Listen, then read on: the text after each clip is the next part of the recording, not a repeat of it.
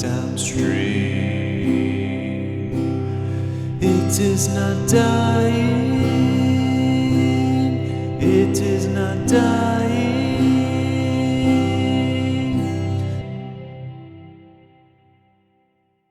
These are the words from a psychedelic period Beatles song called Tomorrow Never Knows. The lyrics come directly from a book written by Tim Leary and Ralph Metzner in the 1960s called The Psychedelic Experience, a manual based on the Tibetan Book of the Dead. This is one of the only psychedelic guides or manuals available at that time. For a lot of people, especially in the 60s, this was completely uncharted territory. For a culture like ours without a history of shamanism or some kind of psychedelic ritual, a guide or manual can be extremely valuable. Things like that can make a huge difference for psychonautic voyagers. In this video, I'm going to share some helpful guidelines that are passed on in this book, The Psychedelic Explorer's Guide, Safe, Therapeutic, and Sacred Journeys by James Fadiman. So, James Fadiman, why should we listen to this guy? James Fadiman is one of the OGs of the 1960s. He lived through it, and he has been one of the foremost scientific pioneers studying the effects of psychedelics in this therapeutic setting, but not just in the clinical way, but in facilitating spiritual experiences for people. The first couple of chapters bring together the insights of psychedelic guides who have been working in the underground for decades and using the best methods they can to get the most safe and effective experience possible, and also to minimize negative effects where they can. The book has a chapter on being a guide, but in this video I'm going to focus on the instructions for the voyager. The book mostly focuses on the situation with a trip sitter or a guide, but it does have a little bit of advice for solo travelers, and I'll get to that too. I think this book has great tips if you're a complete beginner, but it also has a lot of valuable insights for people that consider themselves pros.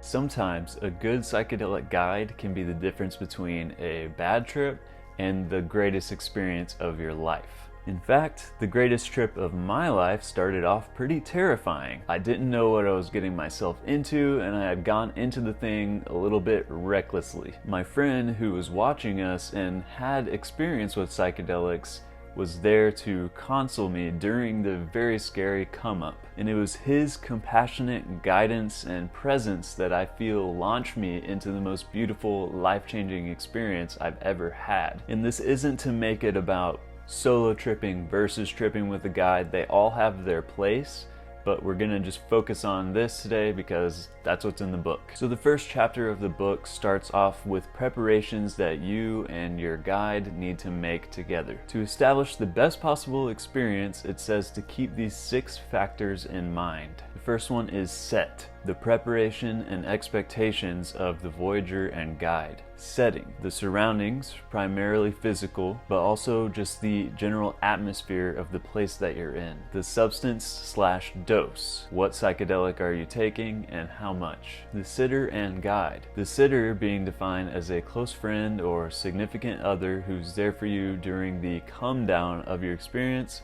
and your integration afterwards. And guide, someone with considerable personal experience and knowledge of altered states of consciousness with and without the use of psychedelics. A guide helps others experience the full range of entheogenic states and provides support when experiences are challenging. It's assumed that a guide does not take a psychedelic during the session or any other drugs or alcohol before or during the session. The experience or session, which depending on the substance can last from 6 hours to 12 hours. And integration, how do you integrate these experiences into your life after they happen? With help from your inner support network. The next section in the book talks about picking a guide, which for most of us in non-legal states will either be some kind of underground guide or therapist or just a really close friend who has more experience than you, ideally. The book says to go over some of the guidelines in the book and set some goals and expectations for your trip. It emphasizes having a guide, especially for your earlier psychedelic experiences. For these people without much psychedelic experience, it's helpful if they are informed of some of the possible experiences that they can have instead of being completely taken off guard.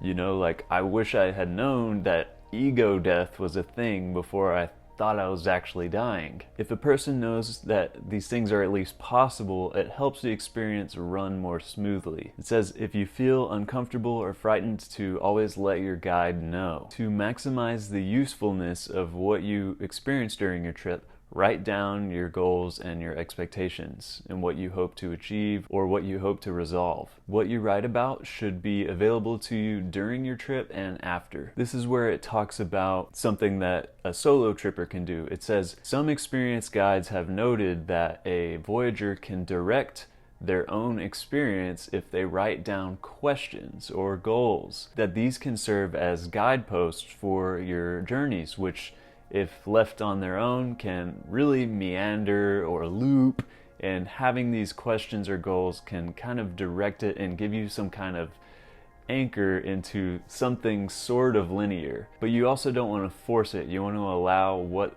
is going to happen to unfold. And as far as goals or questions, they can be spiritual goals, they can be interpersonal, having to do with relationships, or they can be psychological. With the psychological stuff, if you can get with some kind of therapist who has experience with psychedelics, that would be great. I know a lot of us don't have that resource, but yeah, things get a little more serious if you're trying to work out some deeply seated mental issues, but use your own judgment. And I just would add my own personal tip, since this book was written before playlists were really a thing. Definitely curate a playlist or find one that you like that you'll be able to use during your trip. So after you ingest the psychedelic, feel free to talk to your guide if you feel anxious or nervous. This is totally normal. The come up can feel pretty antsy and anxious, so find something to just focus on. That could be something to fiddle with, or sometimes all you need is just to have a conversation to give yourself something to focus on. When you feel the trip is starting, you might want to lay down or sit down in a place that's comfortable. The book recommends using an eye shade and putting on headphones for some music as you enter your experience. They recommend that you sit, relax, breathe, and just listen to the music and observe what you feel inside of your body, and notice how the music is affecting you. At moderate and high doses, the first thing you'll notice when the trip is coming on is this moving and breathing sensation. You'll see it in the walls and the floor, and if you have an eye cover on and you can't see anything, you might feel your awareness going from inside of the room to outside of it, sensations like that. If any of this is making you uncomfortable, this is a good time to share that with your guide, and if it helps and you're comfortable with it, you can hold their hand. And this is what I did during my scary come up, and it worked. Observe what's going on in your mind. Don't try to control any of the flow of images or shapes, and tell yourself that you're open to any experience that you might receive. Oftentimes, as the trip starts to ramp up, you'll start to feel like your thoughts are starting to race, and they go faster and faster to the point where you almost can't keep up with them. This can be disconcerting or overwhelming, but if you just take a step back, don't try to control it, and just observe it, this can turn into a feeling of awe and wonder. It becomes like watching internal fireworks go off. This is all part of a transition into another mode of consciousness. So just let go, don't try to hold on to anything, and this feeling will pass. During this onset period, it's better to stay quiet and reflective.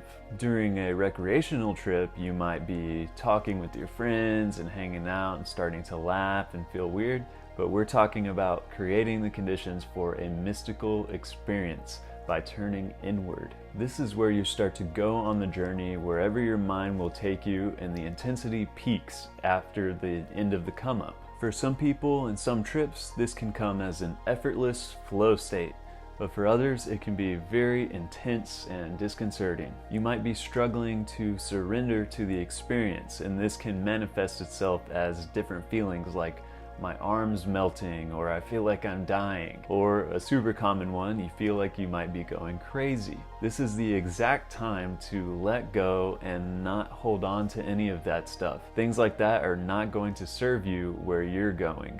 The scariest feeling is that feeling that you might be dying or going permanently crazy.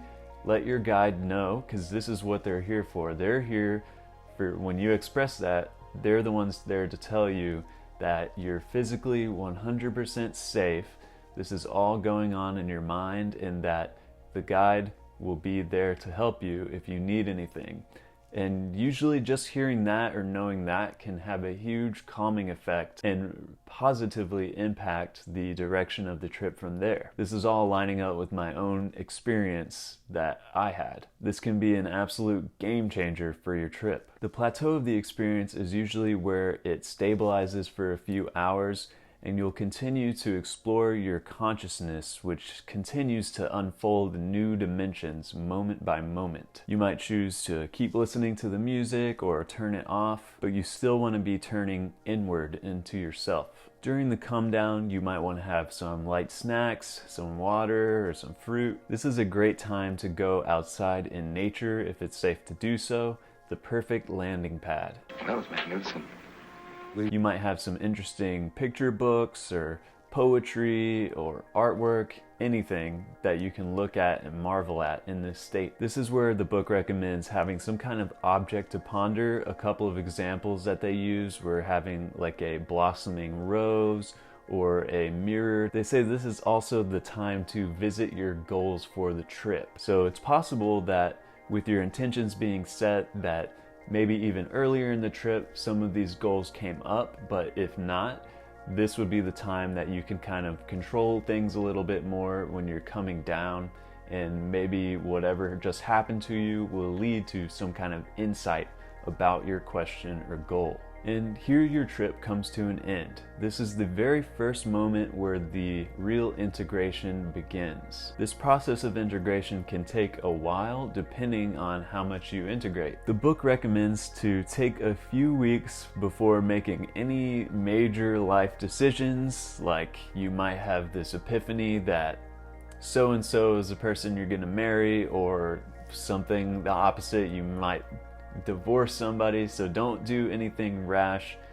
Give it some time to really think about it and process it. The one exception being if something is super toxic in your life and it needs to be cut out immediately. If y'all want to hear some thoughts I have about integrating your trip, I made a video about that recently, especially those really weird trips. I'll put that up here on the screen. My wish is that this video will help people on their journeys.